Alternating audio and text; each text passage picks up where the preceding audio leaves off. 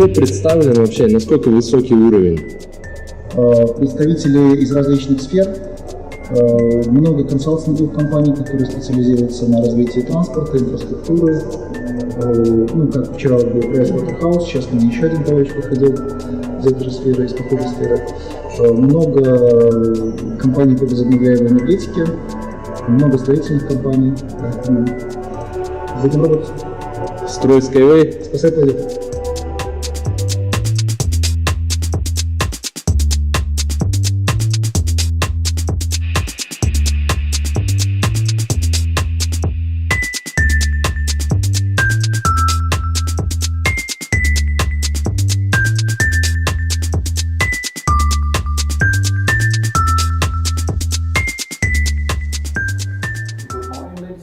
Can you hear me well?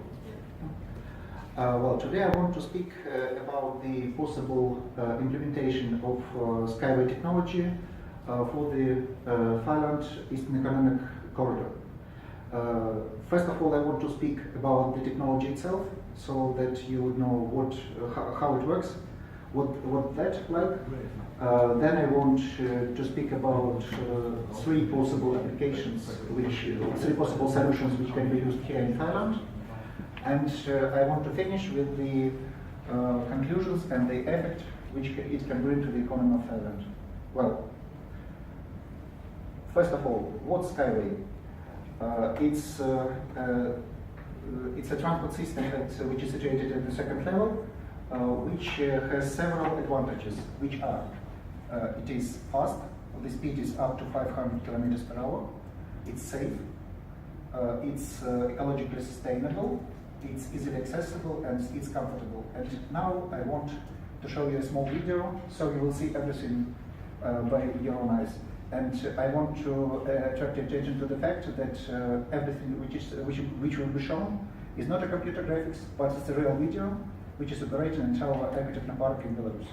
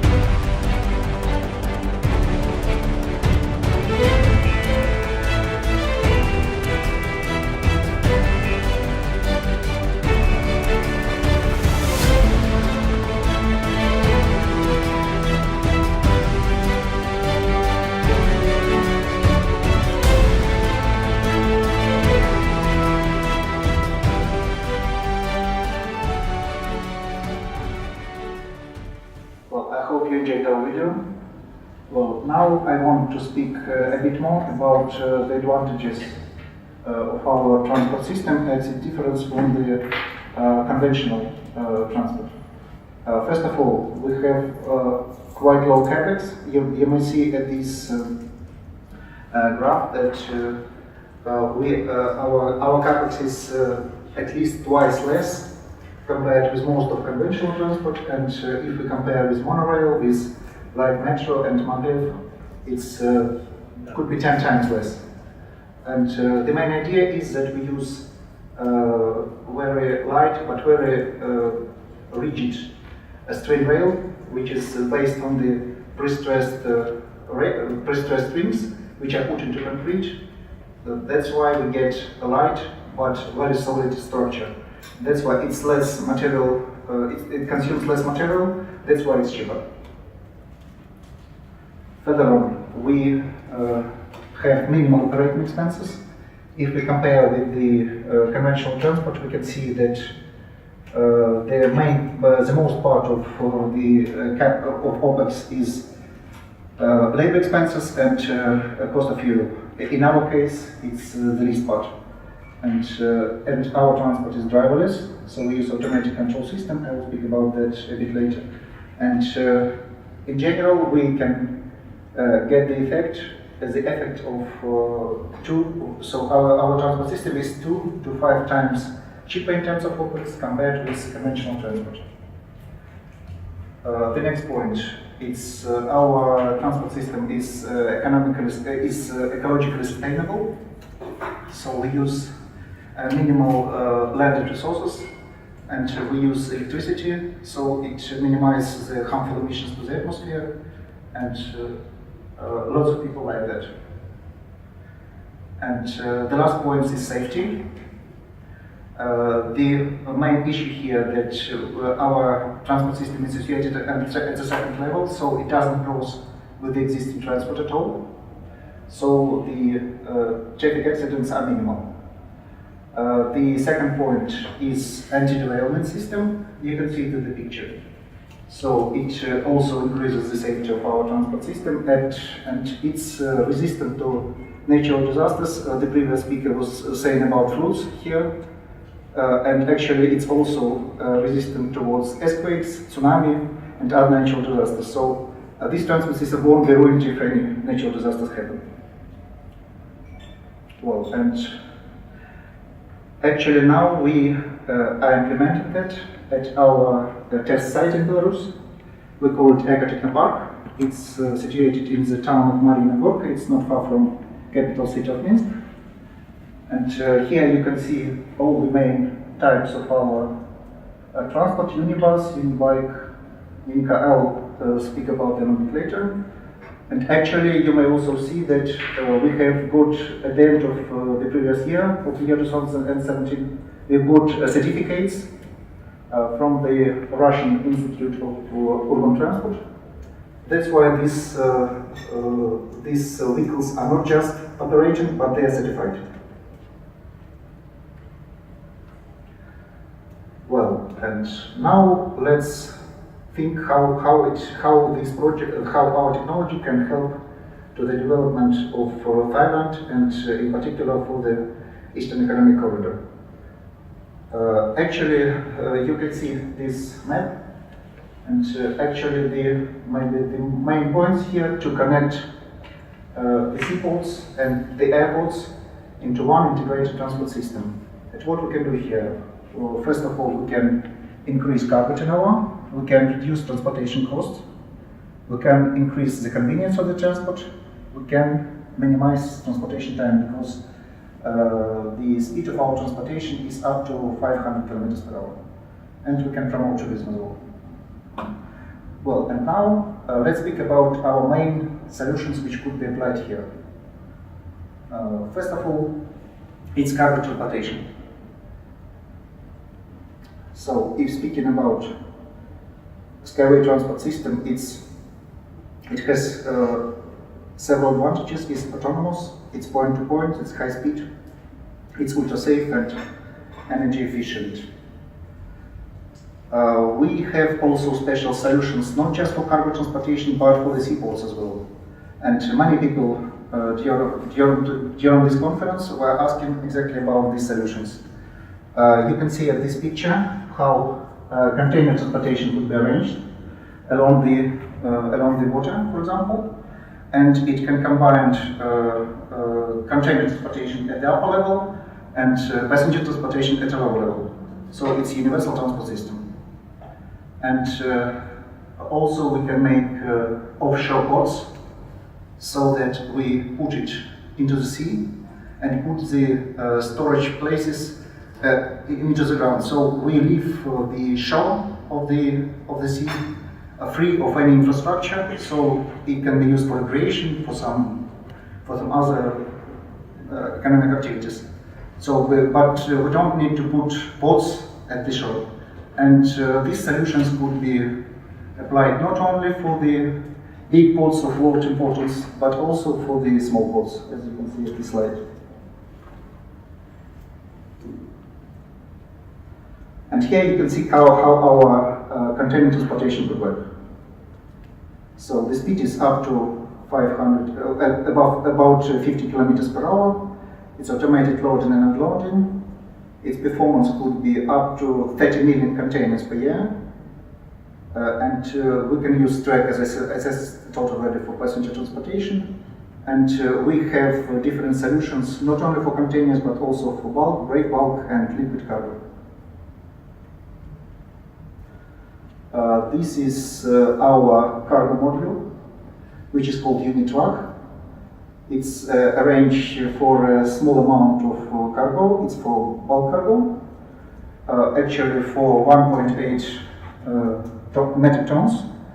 But if we put it if we place them one by one, it can carry quite a great amount of cargo. We consider the performance of such system about 100 million tons per year, even despite it looks so small. It's already operating at our aquatic park, so you may see it in the video. And we also have solutions for loading and unloading terminals. And I think that all these cargo systems could be integrated, and it could integrate the airports and seaports into unified transport system. Well, the next solution which I want to speak about is high-speed passenger transport. As I told already, it is up to 500 kilometers per hour. It's bigger compared with conventional high-speed trains, and it can be used to unite cities, regions, countries, and even continents. Here at the map I give the possible example how it could be applied for the case of Bangkok. For example, we can connect Bangkok with Kuala Lumpur and Singapore, and yesterday we were discussing the project Kuala Lumpur-Singapore. I think this solution could be also applied for this project. If we compare Skyway with other types of high-speed transport systems, you can see that almost all the parameters which are construction cost, OPEX, accident rate, and environmental impact, we are better. Maybe the only point where we look a bit worse compared with aviation is speed, but we should take into account one point. If you go to the airport, you anyway need to wait for boarding, to stand in the queues, to pass control, and actually you have to add 3-4 hours to the time of your trip.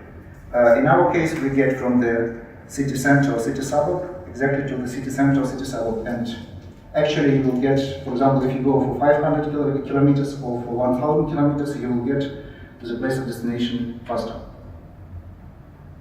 And these are technical parameters for our high-speed unibus. It's designed for 10 people. Its design speed is 450 kilometers per hour, and its performance is about 7,200 passengers per hour. And the last point which I want to speak about as the last solution is urban passenger transport. First of all, I want to speak about Unibike, which is some kind of PRT designed by our company. It's designed for 2 persons, but there could be solutions from 1 to 5 persons. And it can be used as a sightseeing vehicle. For example, it could be, I think it would be really great to go by Unibike to safari, for example, or to see some natural places from the bird's eye view. And also, I can say that it can be used also as a standard urban public transport. The idea here is that we just put it one by one, and so they can carry quite much passengers. I'll show it later. Well, these are main technical parameters of Unibike. Its weight just about 800 kilograms. It can carry 2 persons, and please pay attention to the energy consumption. Actually, even at a speed of 150 kilometers per hour, it consumes just 1.7 liters of equivalent of fuel. It's electricity, but as equivalent of fuel is just 1.7 liters, much less compared with standard automobile. And this is carrying capacity. I want to show that it's not just recreational type of transport, but it's also could be a transportation system. So you can see that this type of transport could carry about 150,000 people per day.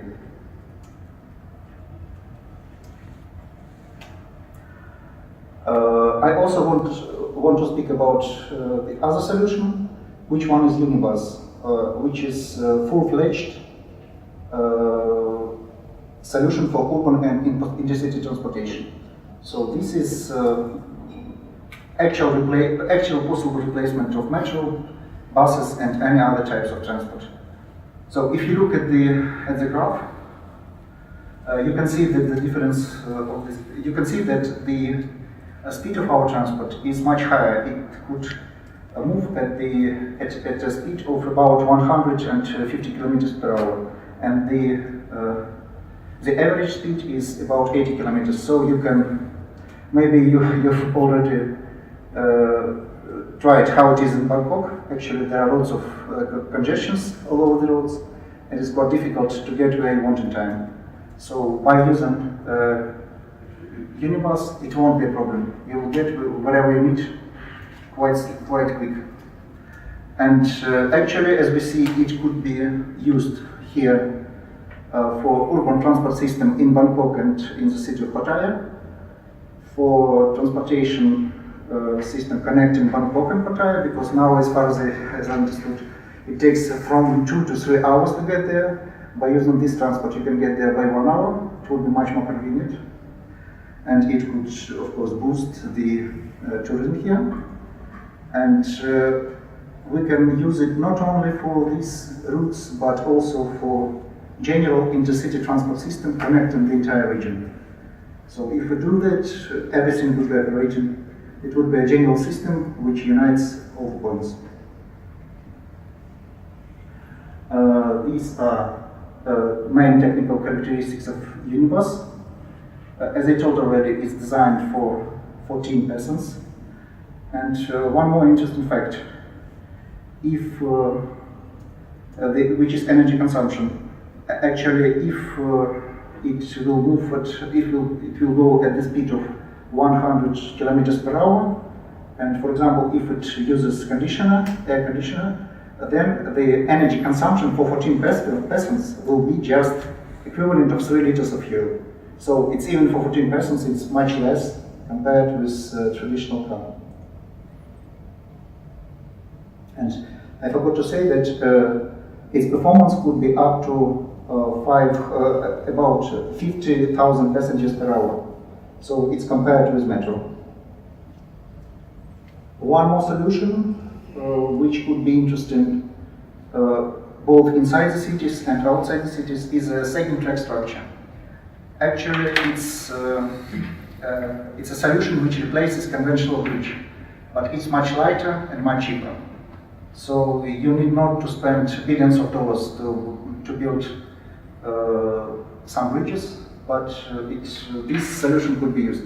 And actually, it's already realized in our Ecotechno Park in Belarus, and anybody can see how it works. This slide is devoted to carrying capacity. As I told already, it could carry about 50,000 passengers per hour and up to 1 million passengers per day.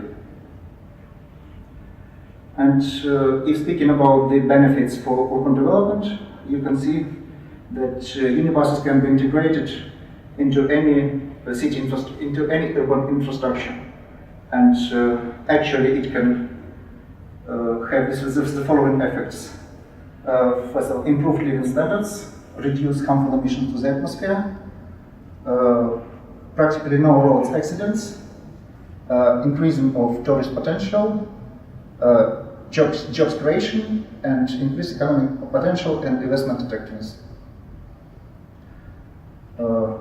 this slide is devoted to our approach towards infrastructure and actually some trade and service centers could be played inside the stations.